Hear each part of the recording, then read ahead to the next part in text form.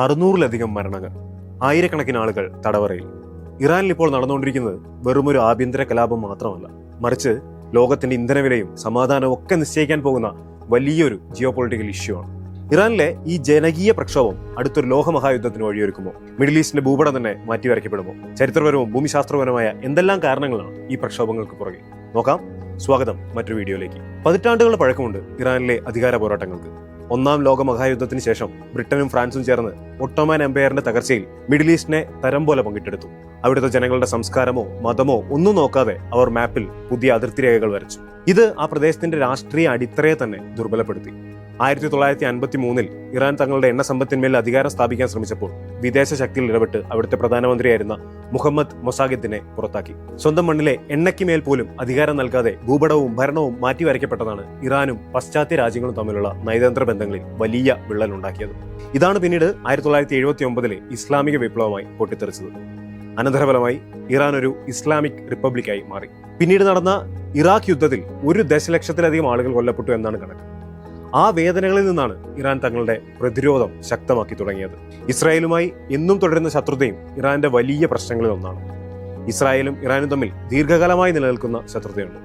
2023 ഹമാസുമായുള്ള ഇസ്രായേലിന്റെ യുദ്ധത്തോടെ ഇത് വർദ്ധിക്കുകയും 2024 നേരിട്ടുള്ള സൈനിക ഏറ്റുമുട്ടലിലേക്ക് വഴിമാറുകയും ചെയ്തു. ഇറാൻ ഇസ്രായേലിനെ നശിപ്പിക്കുമെന്ന് പരസ്യമായി പ്രഖ്യാപിക്കുകയും ആണവ പദ്ധതികൾ പിന്തുടരുകയും ചെയ്യുന്ന സാഹചര്യത്തിൽ ഇസ്രായേൽ അതിനെ വലിയ ഭീഷണിയായി കാണും. അമേരിക്കയുടെ സാമ്പത്തിക നിയന്ത്രണങ്ങൾ പോലുള്ള ഇടപെടലുകൾ ഈ സംഘർഷത്തെ കൂടുതൽ സങ്കീർണമാക്കുന്നു. ഒരു ചോദ്യം, എന്തിനാവാം ഭൂപടത്തിൽ ഇറാന്റെ പരിസരത്തൊന്നുമില്ലാത്ത അമേരിക്ക ഇറാനെതിരെ ഇത്രയധികം സാമ്പത്തിക നിയന്ത്രണങ്ങൾ കൊണ്ടുവരുന്നത്?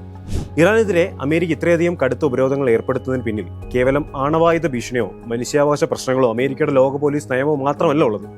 ഇതിനു പിന്നിൽ ലോക സമ്പദ് വ്യവസ്ഥയെ തന്നെ നിയന്ത്രിക്കുന്ന പെട്രോ ഡോളർ സിസ്റ്റം എന്ന വലിയ ഒരു തന്ത്രം കൂടിയുണ്ട്. ദശകങ്ങളായി ലോകത്തിലെ എണ്ണ വ്യാപാരം ഡോളറിൽ മാത്രം നടക്കുന്നു എന്ന് ഉറപ്പുവരുത്തുന്നതിലൂടെയാണ് അമേരിക്ക തങ്ങളുടെ സാമ്പത്തിക ആധിപത്യം നിലനിർത്തുന്നത്. എന്നാൽ ഇറാൻ തങ്ങളുടെ എണ്ണ ഡോളറിന് പകരം മറ്റു കറൻസികളിൽ വിൽക്കാൻ ശ്രമിക്കുന്നത് ഡോളറിന്റെ ഈ കുത്തകയ്ക്ക് വലിയ ഭീഷണിയാണ്. ഡോളറിന്റെ ആഗോള പ്രസക്തി തകരാതിരിക്കാനും തങ്ങളുടെ സാമ്പത്തിക സിംഹാസനം സംരക്ഷിക്കാനുമുള്ള അമേരിക്കയുടെ ശ്രമം കൂടിയാണ് ഈ ഉപരോധങ്ങളെന്ന് പല സാമ്പത്തിക വിദഗ്ധരും വിലയിരുത്തുന്നു.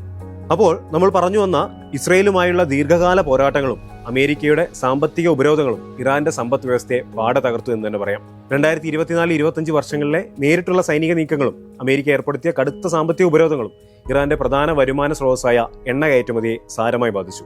ഇറാന്റെ നാണയമായ റിയാൽ ചരിത്രത്തിലെ ഏറ്റവും വലിയ ഇടിവ് രേഖപ്പെടുത്തി. ഇത് രാജ്യത്ത് അമിതമായ വിലക്കയറ്റത്തിനും തൊഴിലില്ലായ്മയ്ക്കും കാരണമായി. അടിസ്ഥാന ആവശ്യങ്ങൾക്ക് പോലും ജനങ്ങൾ ബുദ്ധിമുട്ടുന്ന അവസ്ഥ വന്നതോടെ ഭരണകൂടത്തിനെതിരെ ജനരോക്ഷം ആളിപ്പടർന്നു. ഈ സാമ്പത്തിക തകർച്ച ഇറാനെ ഒരു ആഭ്യന്തര യുദ്ധത്തിന് സമാനമായ സാഹചര്യത്തിലേക്കാണ് നയിച്ചിരിക്കുന്നത്. സൈനിക ചെലവുകൾ വർദ്ധിപ്പിക്കുകയും ജനക്ഷേമ പ്രവർത്തനങ്ങൾ അവഗണിക്കുകയും ചെയ്യുന്നതിൽ പ്രതിഷേധിച്ച് 2025 അവസാനത്തോടെ ഇറാനിലെ എല്ലാ പ്രവിശ്യകളിലും വലിയ പ്രക്ഷോഭങ്ങൾ പൊട്ടിപ്പുറപ്പെട്ടു. സമാധാനപരമായി തുടങ്ങിയ പല പ്രതിഷേധങ്ങളും പിന്നീട് ഭരണകൂട വിരുദ്ധ കലാപങ്ങളായി മാറി. രാജ്യത്തെ പ്രധാന നഗരങ്ങളിലെല്ലാം ജനങ്ങളും സുരക്ഷാ സേനയും തമ്മിൽ ഏറ്റുമുട്ടലുകൾ തുടരുകയാണ്. ഇറാന്റെ വിദേശ നയങ്ങളും ആണവമോഹങ്ങളും ഒരു ജനതയെ മുഴുവൻ പട്ടിണിയിലേക്കും ആഭ്യന്തര അരാജകത്വത്തിലേക്കും തള്ളിവിട്ടിരിക്കുകയാണ് എന്നാണ് അന്താരാഷ്ട്ര നിരീക്ഷകർ വിലയിരുത്തുന്നത്. ഇന്ന് ലോകം ചർച്ച ചെയ്യുന്നത് ഇറാന്റെ കയ്യിൽ അണുബോംബുണ്ടോ എന്ന വലിയ ചോദ്യമാണ്. ഉത്തരം എന്തായാലും തങ്ങളെ ആക്രമിച്ചാൽ ലോകത്തിലെ എണ്ണ വ്യാപാരത്തിൽ ഏറിയ പങ്കും കടന്നുപോകുന്ന ഹോർമുസ് കടലെടുക്ക് അടയ്ക്കുമെന്ന് ഇറാൻ ഭീഷണിപ്പെടുത്തുന്നു. ഇറാൻ ആ വഴി ഒന്ന് അടച്ചാൽ മതി, ലോകം മുഴുവൻ ഇരുട്ടിലാകും. ഇന്ധനവില കുതിച്ചുയരും. വികസിത രാജ്യങ്ങളുടെ സാമ്പത്തിക വ്യവസ്ഥ തകരും. ലോകം മുൻപ് കണ്ടിട്ടില്ലാത്ത വിധം ഒരു വലിയ പ്രതിസന്ധിയിലാവും. 1 നൂറ്റാണ്ട് മുമ്പ് വൻ ശക്തികൾ ഭൂപടത്തിൽ വരച്ച ആ അതിർത്തികൾക്കിടയിൽ ഇന്ന് മിസൈലുകളും ഡ്രോണുകളും ചീറിപ്പായുകയാണ്.